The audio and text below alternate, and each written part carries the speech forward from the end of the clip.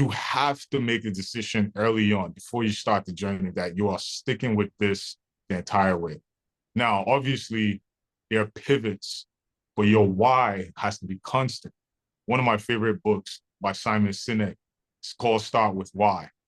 And it's pretty much how people buy why you do something, not what you do. And also you yourself, you're feeding off your why you do something, not what you do.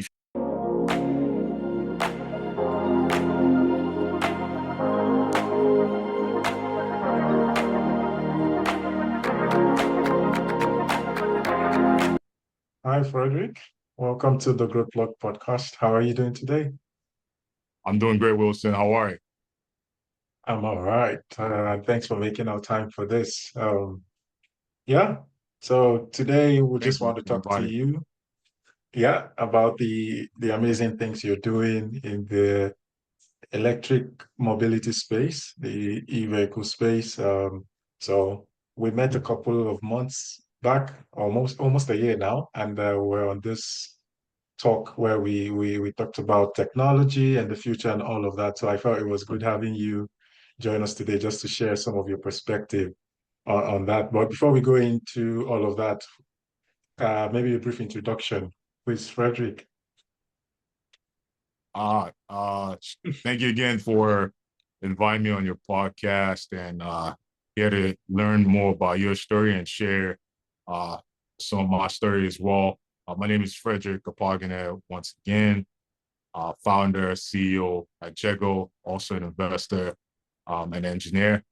My role right now at JEGO is ensuring that we, as a team, are working towards unlocking the economic potential of electric vehicles and clean energy on the African continent and beyond.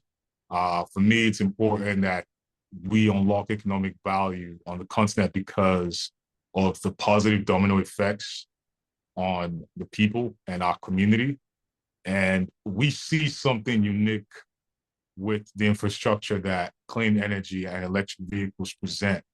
And that's why we approach it how we approach it, by investing in a solid foundation, which is built around our back end, the energy infrastructure, our our engineering team being able to provide EV servicing.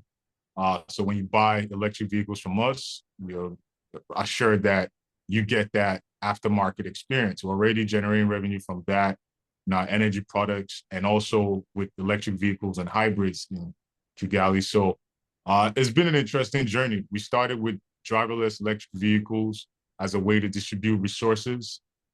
We started with, very expensive product at the time when we were building that, if anyone's familiar with how much it takes to build driverless vehicles. And we saw that Africa could use African countries and nations could use a lower cost driverless platform per se. And that's what our team is working hard towards. So starting with EVs and the infrastructure that surrounds that, we're working towards accessible driverless technology that's already embedded in electric vehicles.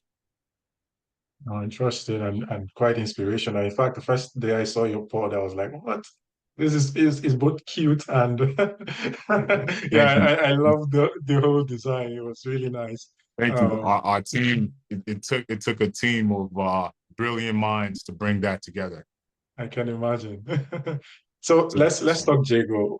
What was the motivation? I know you've mentioned making it like electric vehicles accessible, affordable as well, obviously in the African continent and mobile. Where did this whole dream start? When did it start? What was your motivation? What did you have in mind? And what triggered it? Ah, yeah. I mean, so for me, I've always been a car guy. Let's start there, Mhm. right? Because it could have been an electric bike or electric scooter or whatever. There's a reason why I chose cars, because I love cars. I know cars. And I grew up in a household where my father, same thing, loves cars. And he had designed one of the first three-wheelers, actually, in the late 80s, early 90s in Nigeria, what we refer to as keke. He was working for another company at the time, so it wasn't his IP per se, or he didn't control that IP. But for me, again, growing up around my dad, who's manufacturing background, we own the factory, so being able to see that, I spent a lot of time in the factory. So it was interesting for me to see how things work from a raw material perspective. So we're talking about wood, logs of wood, uh, iron rods, metal sheets. You could take anything, really any vision, and you can bring that to reality. That's for me, that's the foundation. That's my background as a Nigerian, growing up in Nigeria. And I started playing with computers at a very early age. Thanks to my dad, he had introduced me to IBM, floppy disk era. So I started, my first language I learned was MS-DOS. So I say this to say, my background, was always that combination of user experience design and the engineering, like how do we shape the world around us? And fast forward years later, I ended up in Microsoft IT Academy, migrated to America. Notes that it started exposed to coding officially at Microsoft IT Academy, University of Lagos. And from there, moved to America, where I studied global business and engineering as well.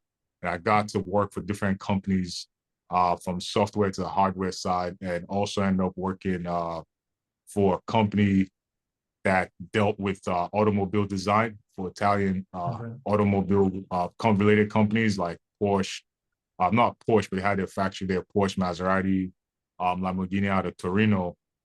So I worked with some of those guys where I learned a lot about car design and combining IoT and how cars will become the new platform, essentially. So I already had that experience. And by the time I started my first technology company around 25, I was providing services to other companies, startups, building software and hardware. So it was kind of like a venture capital approach, because my company built solutions for a couple hundred companies. And I was, our team was like the brain behind a lot of like some startups again. And I ended up starting my own company, Scissors, which was a logistics software that ended up providing solutions to companies in the New York, Miami, and Los Angeles area. And during the pandemic, we basically ran into a standstill. Before the pandemic, matter of fact, I lost a loved one to a car accident, and I was already refining that Scissors platform to focus on logistics. And during the pandemic, instead of leaving the logistics part, the hardware part, to another company, we saw an opportunity to basically build safer, accessible mobility for the average African. For me as an entrepreneur, I always solve problems without making complaints. Obviously, I won't say without, but I don't just make the complaint and it stops there. There's a complaint, there's a solution coming, especially if I see there's a gap and there's no one else in the market doing that. So when we started our journey, we saw there were a couple other companies, both in America and Asia, that built some driverless technology. Zoox was one of them.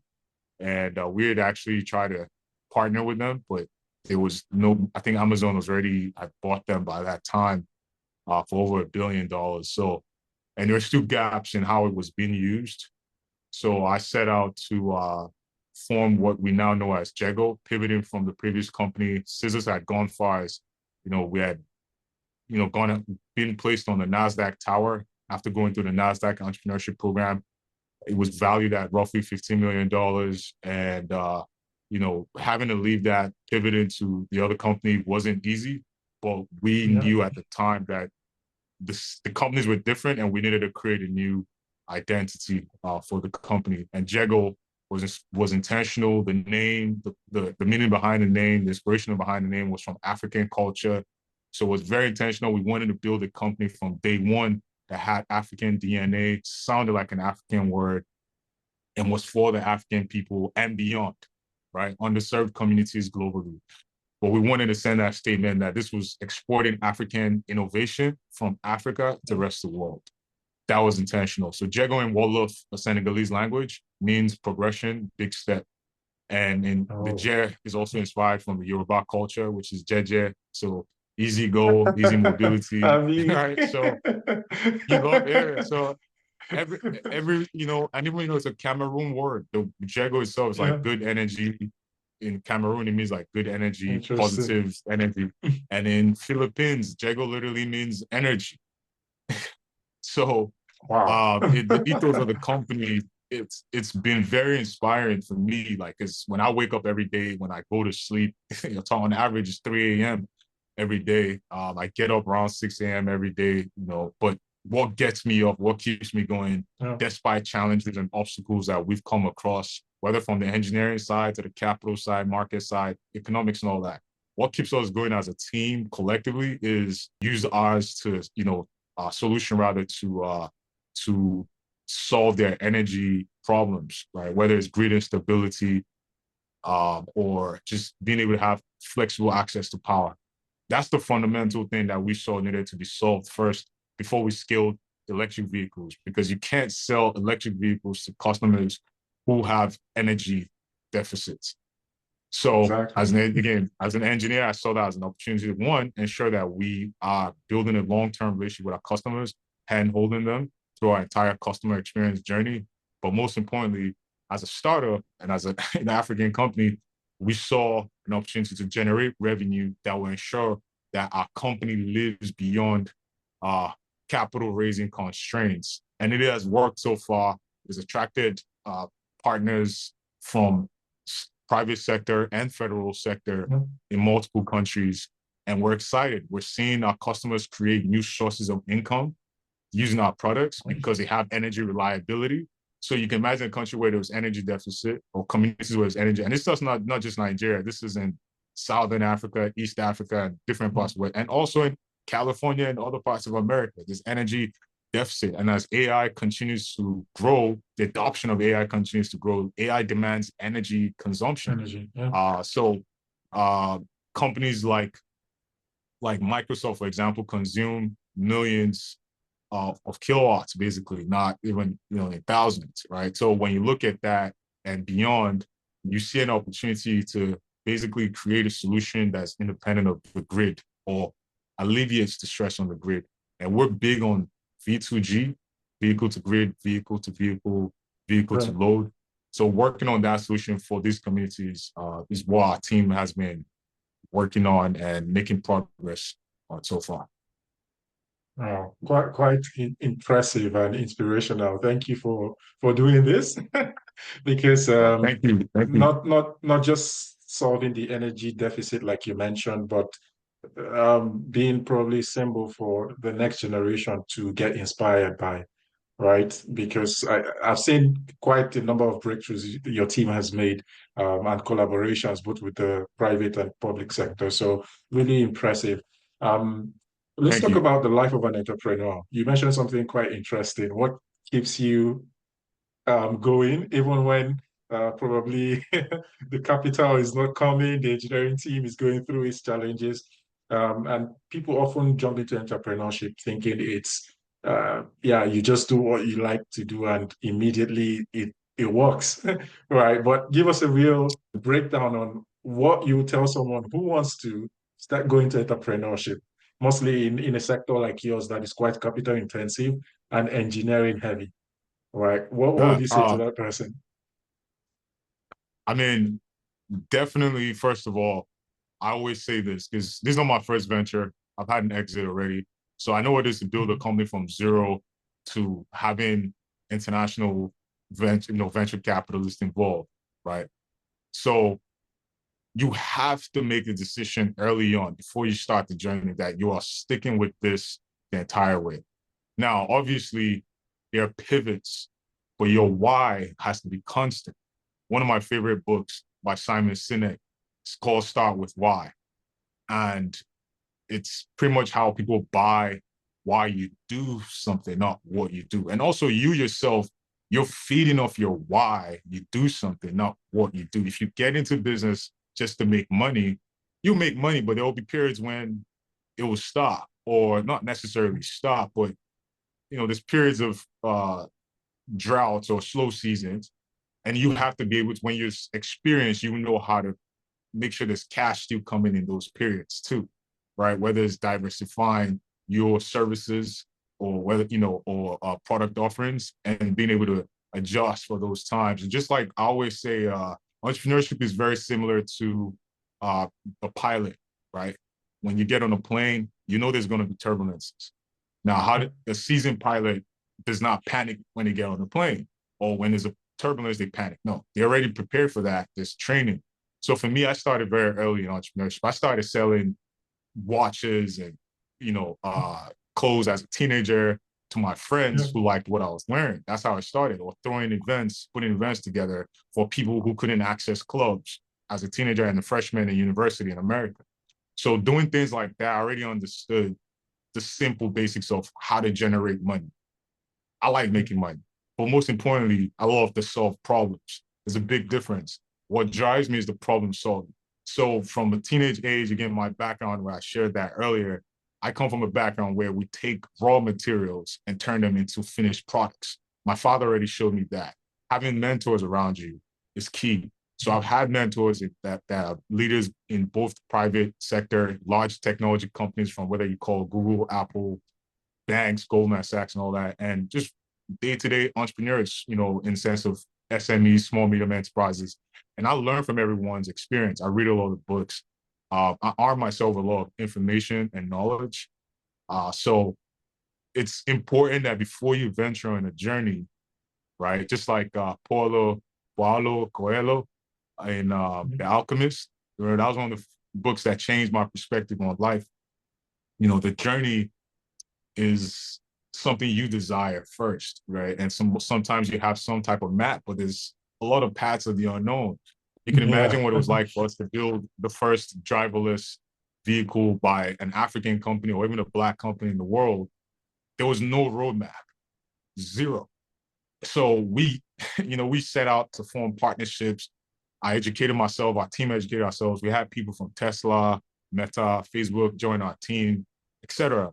And everyone brought their unique experience, but sent out again on the journey, there was a clarity on where are you going, why are you going, and what do you need to get there? And that would change. The what's and the where could change, but your why is your North Star, right? You're going to a destination, how do you get there? And for me, again, playing basketball, we always understand, okay, you want to be a great basketball player, but what do you need to do day in, day out, right? There are days when you'd be like, screw this, I'm not playing basketball today, I'm not working out today.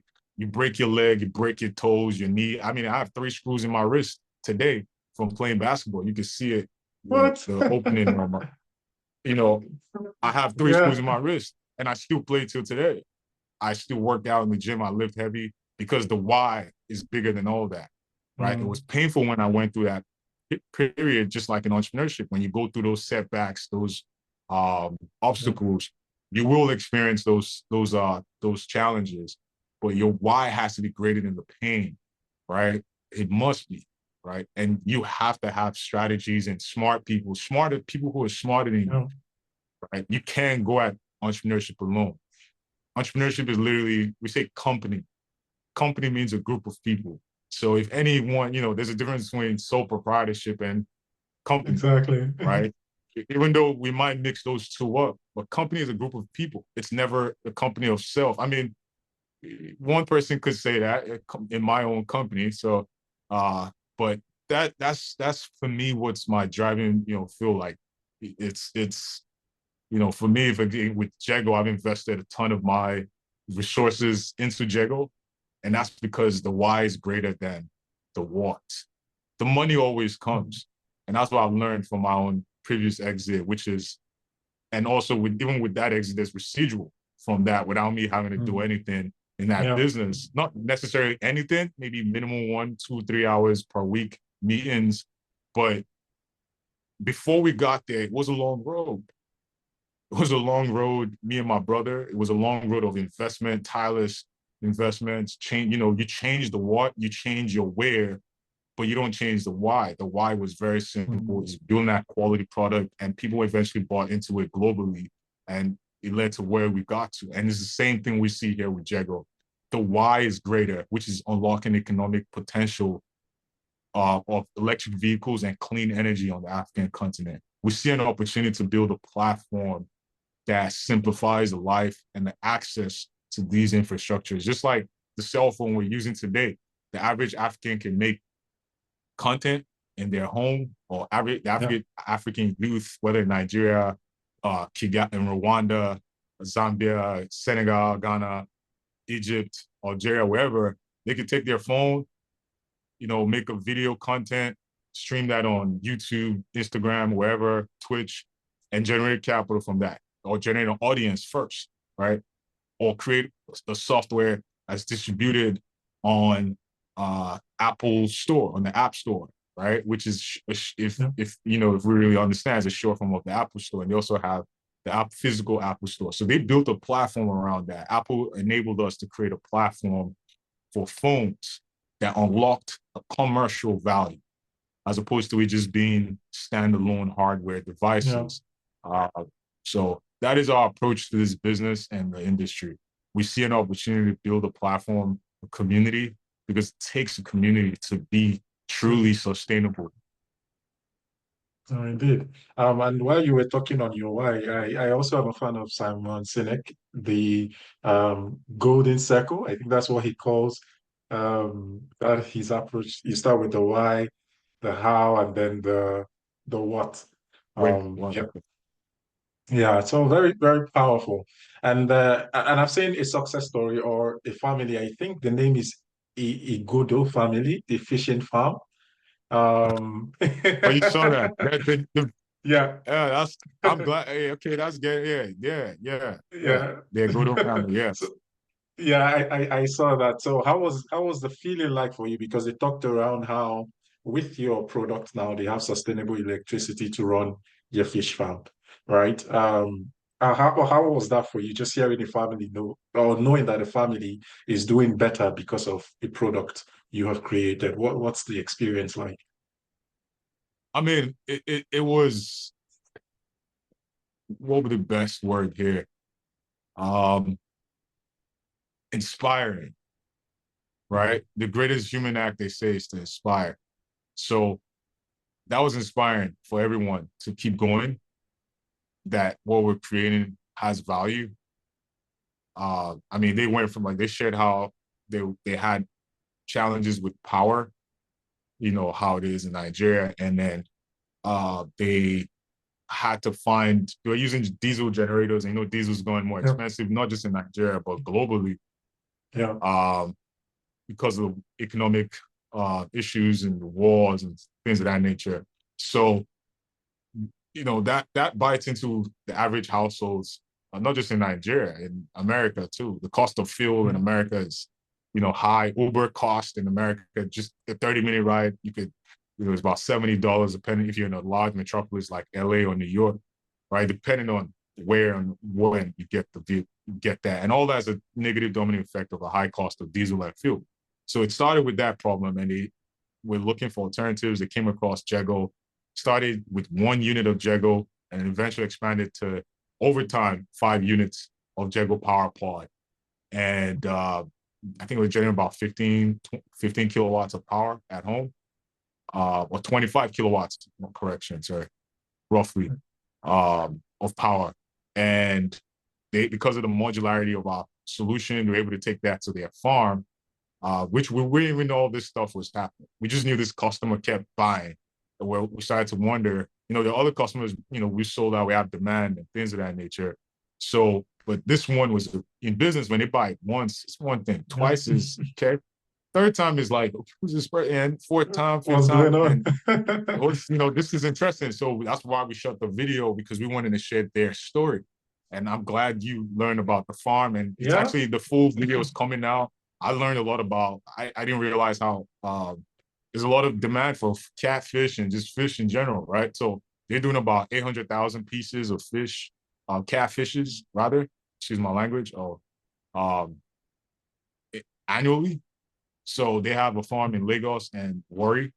So they ended up, because of that reliability of power, the wife started, I guess she said she noticed how her freezer just stayed ice blocked, like, all the time, and she would have to turn it off in order for her, because it was constant power. So she started, I guess, chipping out the ice, and then they started wrapping the ice in like a a mold type of situation, like plastic mold, and selling them in this long cylindrical um, mold. So they started generating revenue from JEGO Power Pod, basically saving money, which is also a revenue Hmm. generating in a way, because it's putting money Yeah, back in in a the way. pocket.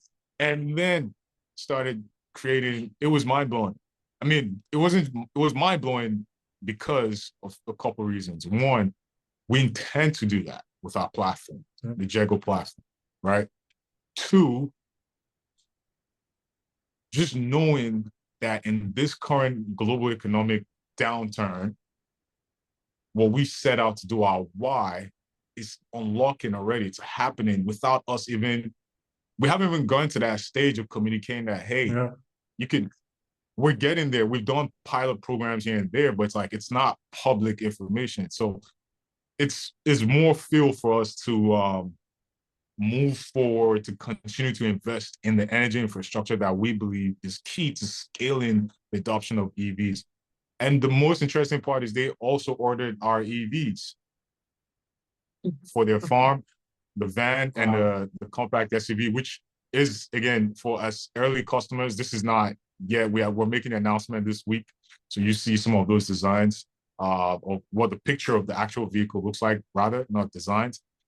So we have loyal customers, and our intention with the JEGO platform was to handhold our customers through the journey, educate them, give them flexible access to this infrastructure, the solutions, and provide that aftermarket experience and build a community around that. You know, so Nice. people like yourself can bring JEGO to London. Uh, if I hope I got it right this time. Yeah. You know, Yeah. and yeah, and I've been hearing about apparently there's some great instability in England, and just with the EV adoption, you know, you guys would need JEGO in England, I so know, it would be great. right? Yeah. No, but thank you. For me, also just going through some of the stories, seeing what you guys do, even the conferences and just sharing knowledge, I think is quite powerful. And just keep going. Thank you. Um, Thank you. yeah. So let's leave work a bit. How do you chill? How do you unwind? Because I know it's a lot of effort, like as an entrepreneur, going in daily, just doing this, but You it's also important to find ways to refresh and re-energize. So for someone like you mentioned basketball, but how else do you do you you unwind? see the basketball and you see the LeBron and cause. Yeah, I can see. I love basketball. So basketball is one way. I love to work out. And you know, the positive effects of working out on the brain is great, No, from your mood to just the oxygen flow and all that, blood circulation. So I've always been, fitness is a lifestyle for me since I was a teenager. I've been playing no, basketball since high school in Nigeria. That's part of what moved me to America because of basketball. But fitness is one of the biggest things. I love reading books. I read a lot of books at once. I travel with at least 5 to 10 books sometimes. I have kind of a small library. So reading is one of them. I read, the first book I read every day is my Bible and my devotional. yeah, You know, I wake up and I read that.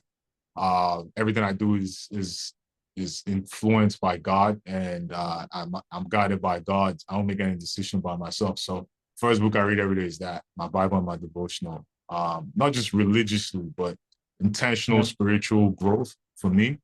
So I see you. that I'm reading the Phil Knight book at the moment, how he built Nike.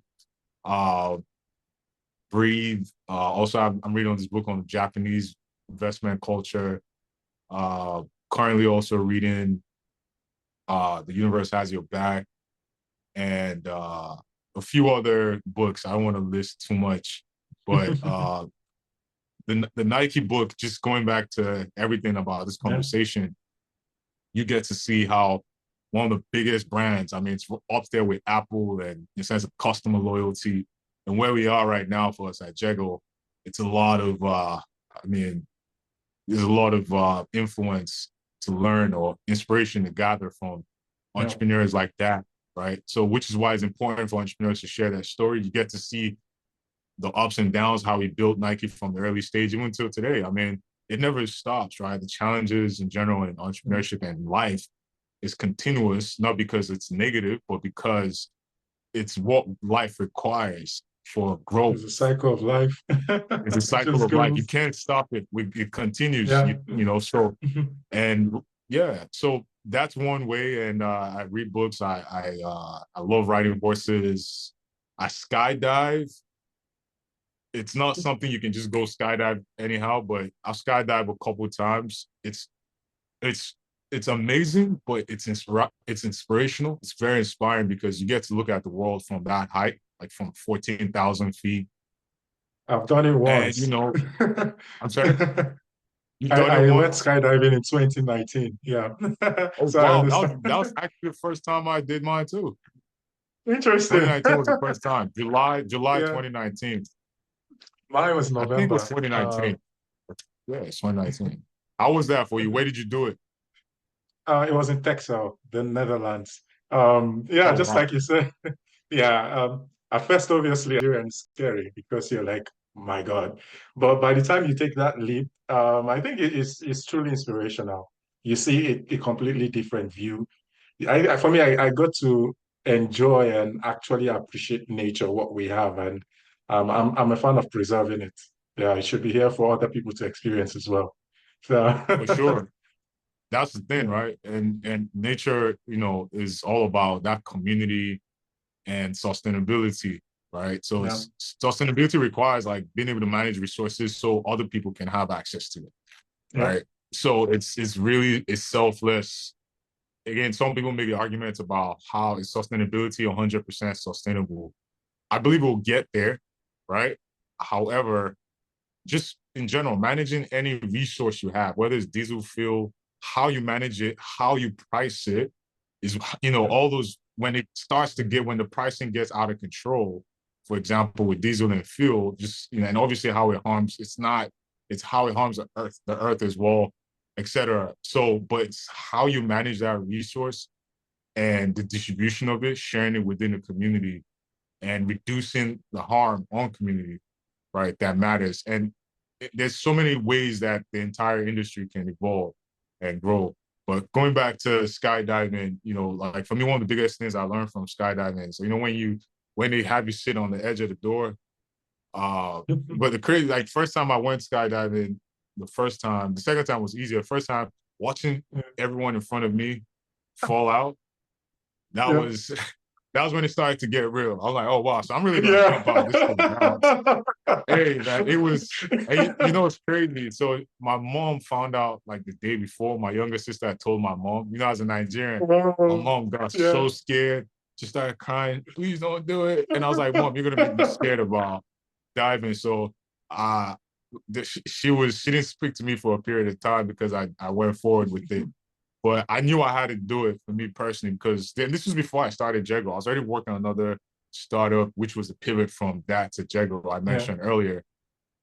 So it was about removing all limitations of fear. And when you Mm, get there to the edge of the door, they don't count to three. It's three, two, and then there's no order, right? It's not one. It could be three and they fall out, but it never gets to one. So you're never ready. And that's what I learned from mm, that, right? And it was probably the scariest thing I've ever done. That first 5 seconds, your yeah. brain goes into a certain state. It's like, this is it. This is a What's wrap, right? happening? So Well, my. what's happening?